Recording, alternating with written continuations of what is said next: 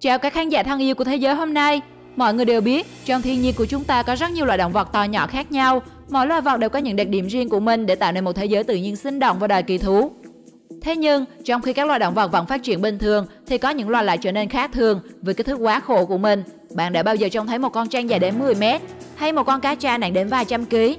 Đừng nói là bạn đã gặp chúng trong phim nhé. Những con vật này hoàn toàn có thật ngoài đời, và nếu gặp chúng, chắc hẳn nhiều bạn sẽ đau tim đấy.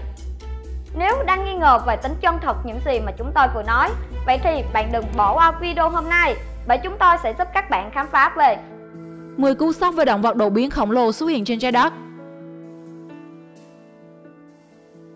10. Cua nhện Nhật Bản. Nghe cái tên thôi bạn có thể tưởng tượng hình dáng của loài cua này trông như thế nào không? Nếu bạn nghĩ nó chỉ như con cua hay như một con nhện bình thường thì sai rồi nhé. Và chắc chắn một điều là nếu bạn gặp phải loài cua này ngoài đời thật, bạn sẽ phải đứng tim vì tưởng rằng đây là những con nhện độc khổng lồ ăn thịt người trong phim ảnh. Cua nhện Nhật Bản là loài cua khổng lồ sống dưới đáy sâu ở vùng biển Thái Bình Dương. Đây là loài cua lớn nhất hiện đang tồn tại trên trái đất. Trong tiếng Nhật, chúng còn được gọi là cua chân cao. Đúng như tên gọi, cua nhện Nhật Bản có chiều dài chân lớn nhất trong số các động vật giáp xác, có thể lên đến 3,7 m. Tính từ càng này tới càng kia, chiều dài có thể lên tới 40 cm và có thể nặng tới 19 kg. Tuy nhiên, những kích thước đó chỉ có thể đạt được với các con đực, còn con cái thì nó càng ngắn hơn. Cua nhện mang vẻ ngoài hung dữ, đáng sợ, nhưng thực tế chúng là loài khá hiền lành, thịt của chúng rất béo và giàu dinh dưỡng. Vòng đời của loài cua nhện cũng thu hàng khủng ở biển cả. Các nhà khoa học tin rằng chúng có thể sống đến 100 năm. 9. Trang Anaconda. Có bao giờ bạn tự hỏi trong khi phần lớn các loài rắn đều có kích thước hết sức bình thường, thì tại sao Trang Anaconda lại trở thành loài quái vật khổng lồ đáng sợ nhất của rừng rậm Amazon? Sở hữu cân nặng cực khủng tới 250 kg và chiều dài bằng một chiếc xe buýt, Trang Anaconda, động vật bản xứ ở Nam Mỹ, nằm trong số những loài rắn lớn nhất thế giới. Trong khi phần lớn các loài vật trên trái đất, kể cả loài người chúng ta đều có giới hạn phát triển cơ thể, thì ngược lại, một con Trang Anaconda sẽ liên tục phát triển cả về chiều ngang lẫn bề dọc cho đến khi nó lìa đời. Và do không có quá nhiều kẻ thù, nên một con Anaconda có thể dễ dàng vượt qua cột mốc 10 đến 12 năm tuổi thọ trong tự nhiên. Trong môi trường nuôi nhốt, con số ấy sẽ lên tới 30 năm. Chính vì thế, nên một con Trang Anaconda dài trên 7 mét, nặng 100 kg là chuyện quá bình thường. Thậm chí ở Brazil đã từng ghi nhận một trường hợp Trang Anaconda dài 10 mét, nặng nửa tấn. Và theo quy luật thì sống lâu sẽ lên lão làng. Thế là loài động vật đột biến khổng lồ này trở thành thủ lĩnh đầm lầy và là nỗi khiếp sợ của bất kỳ ai khi muốn đặt chân đến Amazon. 8. Cá mập trắng. Nếu bạn nào đã xem bộ phim kinh dị Hàm cá mập của đạo diễn lừng danh Steven Spielberg, chắc đã không ít lần bị ám ảnh với những chiếc răng nhọn hoắt và những cú đớp chết chóc của loài cá mập. Thế nhưng trong video này, chúng tôi không đề cập đến sự đáng sợ của loài cá, mà là sự đột biến về kích cỡ to lớn của nó. Thế các bạn đã biết hay chưa? Cá mập trắng là loài cá săn mồi lớn nhất trên trái đất, thường dài 4,5 m, nặng khoảng 680 đến 1.100 kg. Chúng có thể đạt tốc độ bơi 56 km/h và không có kẻ thù nào trong tự nhiên ngoài cá voi sát thủ.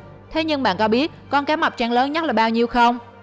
Vào năm 2013, một nhóm thợ lặn phát hiện con cá mập trắng được cho là lớn nhất hành tinh ở vùng biển Hawaii, Mỹ, khi nó bơi quan sát nhà táng để ăn thịt. Con cá mập khổng lồ này ước tính khoảng 50 tuổi, nặng 2,5 tấn và dài 6 mét, nghĩa là trọng lượng của nó gần gấp đôi so với một con cá mập trắng trưởng thành. Và với mức độ khổng lồ như vậy, liệu rằng khi đối mặt với nó, chúng ta có đường lui hay không? Cá mập trắng được cho là có thể sống tới 70 năm hoặc hơn và là một trong những loài cá sủng sống lâu nhất. 7. Cá sấu nước mặn. Là một trong số các loài bò sát lớn nhất thế giới, loài cá sấu có thể phát triển đến chiều dài ấn tượng và đạt trọng lượng đáng kinh ngạc. Nếu một con cá sấu trung bình đủ để khiến bạn đi theo con đường khác, hãy tưởng tượng những quái thú cá sấu phá kỷ lục về chiều cao cân nặng sẽ đáng sợ hơn như thế nào. Một trong những lão đại của làng cá sấu còn được nhắc đến là Brutus, con cá sấu nước mặn bản địa Australia. Nó có trọng lượng 907,1 kg, chiều dài đạt 5,6 m. Nơi sinh sống của nó là vùng lãnh thổ phía bắc của Australia. Cá sấu Brutus thường xuyên xuất hiện trên sông Adelaide. Nó nổi bật so với các cá thể cùng loài khác vì nhiều lý do hơn là kích thước tuyệt đối của mình. Brutus bị cụt một chân trước. Hầu hết mọi người tin rằng nó bị mất chân trong một trận chiến giành bản địa với một con cá mập. Ngoài ra, con cá sấu có tên Lô Long ở Philippines cũng được xem là con cá sấu nước mặn lớn nhất thế giới. Nó có trọng lượng đạt 1.075 kg, dài 6,1 m. Quái thú bò sát khổng lồ này bị nghi ngờ là thủ phạm gây ra một số vụ giết người trước khi nó bị người dân bắt sống. 6. Cá hố. Một trong những động vật đột biến khổng lồ xuất hiện trên trái đất không thể thiếu trong danh sách hôm nay chính là loài ostrich khổng lồ, còn được gọi là cá hố hay cá mái chèo. Chúng được nhắc đến lần đầu tiên vào năm 1772, nhưng hiếm khi lộ diện vì chúng sống dưới đáy sâu của đại dương ở độ sâu 1.000 m so với mực nước biển. Không ai biết điều gì đã xảy ra ở nơi tối tăm của đáy đại dương mà làm cho cá hố có bộ xương dài nhất thế giới, với chiều dài lên tới 17 m và có thể nặng tới 270 kg. Các bạn có thấy ostrich có ngoại hình giống như một sợi dây ruy băng hay không? Phần thân ngang khá mỏng, cùng vây lưng chạy dọc theo toàn bộ chiều dài thân. Chính bởi chiều dài khủng cùng phần vây đỏ đặc biệt nên nhiều người gọi loài cá này là rắn biển khổng lồ hay rồng biển. Một chú cá ostrich khổng lồ dài đến 7 m được Hải quân Mỹ bắt ở khu vực gần California. Thậm chí nhiều nơi trên thế giới cũng phát hiện xác của loài cá này trôi dạt vào bờ. Với sự khác lạ về ngoại hình, loài cá đột biến này còn được cho là có khả năng dự báo được thiên tai. 5. Cá tra dầu sông Mekong.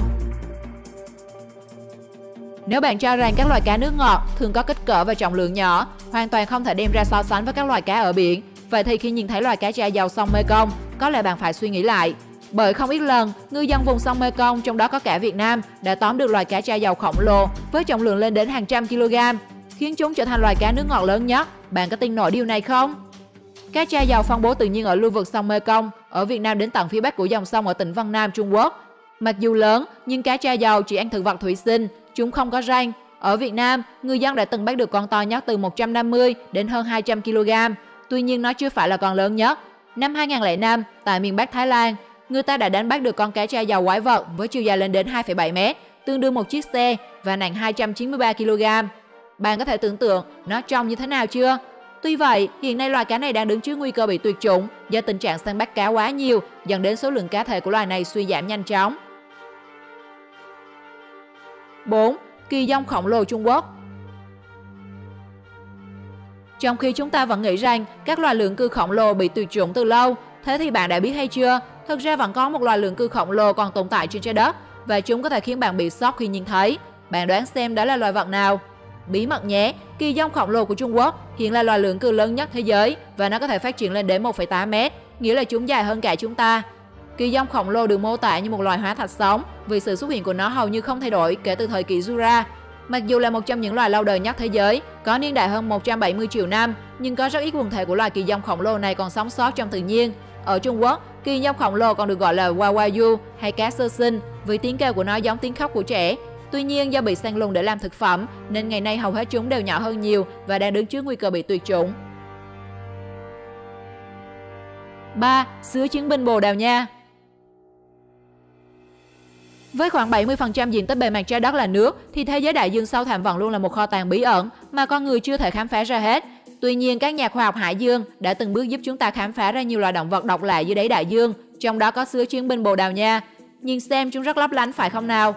Với một chiếc bàng quang chứa đại khí, làm chúng có màu xanh tím, trông giống như những chiếc chai nhựa trôi dạt trên mặt biển. Riêng các xúc tu, nếu bạn cho rằng xúc tu của bạch tuộc khổng lồ là dài nhất thì sai rồi.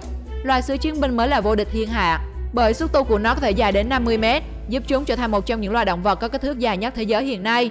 Loài vật này được tìm thấy chủ yếu ở khu vực Đại Tây Dương, Ấn Độ Dương và Thái Bình Dương. Tuy nhiên bạn đừng ham hố mà chạm vào khi nhìn thấy nó, bởi các xúc tu của sứa chiến binh có mang độc. Đối với con người, nọc độc của nó có thể tạo nên các vệt đỏ trên da, kéo dài 2 đến 3 ngày sau, gây nôn mửa, sưng thanh quản, khó thở, đau tim, sốc, sốt, thậm chí gây tử vong. Chính vì thế mà chúng là nguyên nhân khiến khoảng 10.000 người ở Úc mỗi năm bị thương khi đi tắm biển hoặc các hoạt động đánh bắt thủy sản. 2. Con chó cao nhất thế giới.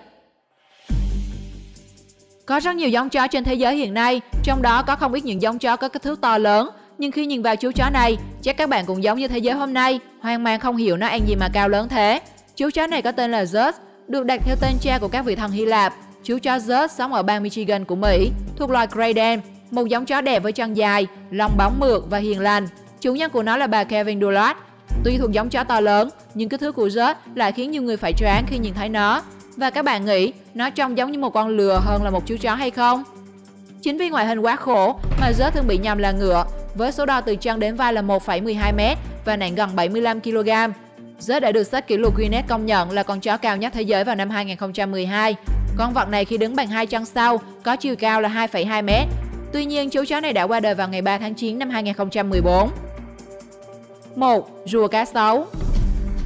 Cuối cùng trong danh sách hôm nay là loài động vật có tên gọi rùa cá sấu. Ngay từ cái tên thôi đã đủ giúp chúng ta mường tượng được hình dáng bên ngoài của chúng. Trông như những con rùa nước ngọt có kích thước lớn nhất trên trái đất. Loài rùa này phân bố ở vùng Bắc Mỹ, xuất hiện nhiều ở các vùng miền Nam Hoa Kỳ.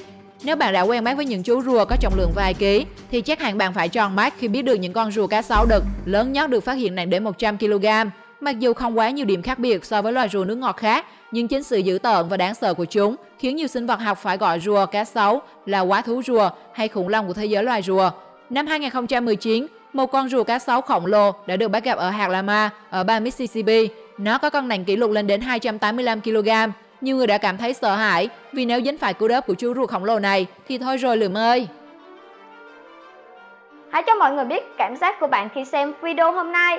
Loài vật khổng lồ nào làm cho bạn ấn tượng nhất? Hãy comment câu trả lời bên dưới cho mọi người cùng biết nhé.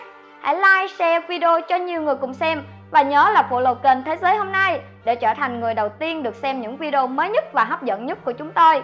Xin chào và hẹn gặp lại!